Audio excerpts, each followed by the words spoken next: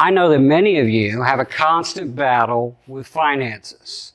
Some of you are constantly reaching out to me to help you with your financial situation.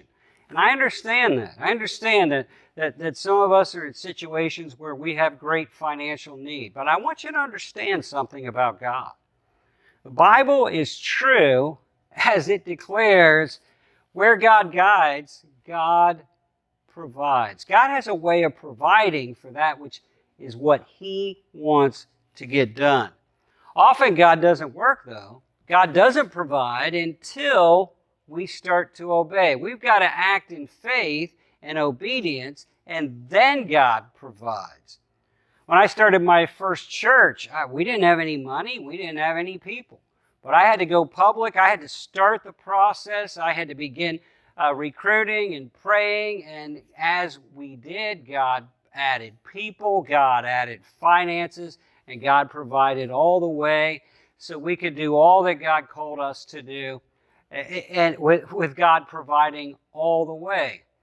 I started a church in Las Vegas a few years ago, and again, we didn't have any people, we didn't have any finances, but we believed God was able, and when we started the process, God provided abundantly finances. God provided 20 people to be part of our church planting team, move across the country, go somewhere they'd never been, and spend a year of their lives planting a church with people that were unchurched, unreached, and unsaved.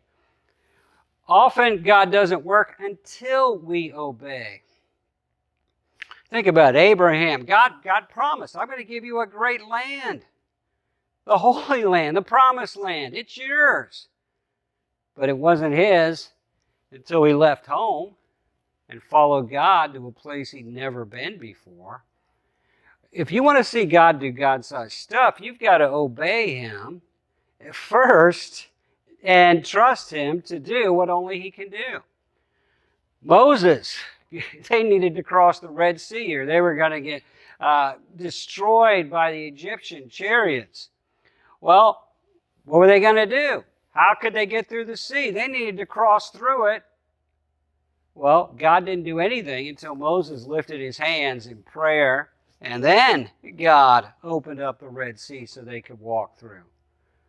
40 years later, Joshua, they had to cross the Jordan River at flood season. Again, they had to get through it. Well, God said, I'm not going to open up the Jordan River until you step into the water. Some of you are waiting for God to do something in your life, and God's waiting on you. It's your move to step into the water, to get out of the boat.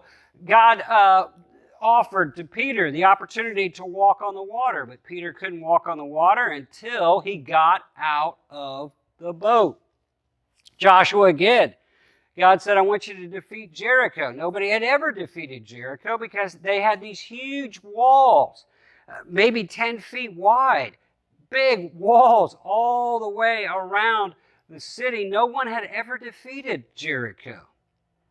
But God said, I'll knock those walls down, but not until you march around every day for 7 days, and on the seventh day you march around 7 times and blow horns and shout, and then the walls came tumbling down.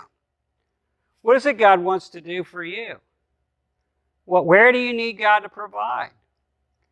Often God doesn't provide until we step out and obey Him.